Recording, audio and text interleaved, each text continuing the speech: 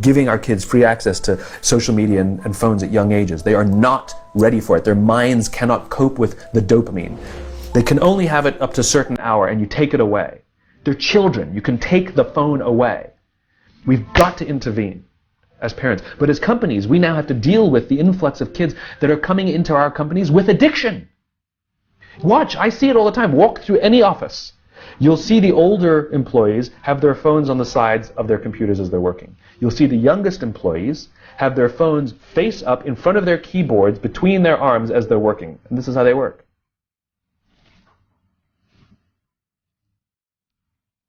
And the science is alarming. They did experiments on mice where they did the multitasking. They put flashing lights to mimic going from the computer to the cell phone, the computer to the cell phone to the TV.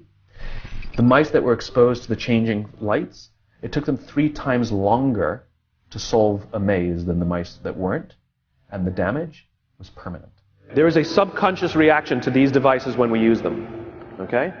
What if I were to hold my phone while I'm talking to you? I'm not checking it, it's not buzzing, it's not beeping. I'm nothing. I'm just holding it. Do you feel at this moment that you are the most important thing to me right now? No, you do not. Because there is a subconscious reaction we have to the device. When it is out, it makes the people around us feel that they are less important. So when we're walking down the halls in our offices and somebody says, hey boss, can I ask you a question? You go, sure, what's on your mind? We've just told them they're not that important. Or we can go, sure, what's on your mind? And if you don't have a pocket, find a shelf, put it on the shelf, come back and say, sure, what's on your mind? When we show up to a meeting, or a lunch, or a dinner, with our colleagues, our clients, or our friends, or our families, and we put the phone on the table, we have announced to everyone in the room that they are not that important to us. And by the way, putting the phone upside down is not more polite. My favorite one is in the meeting or at a lunch with someone that the phone will ring and the caller ID will pop up and they will go, I'm not going to get it. Oh, so magnanimous.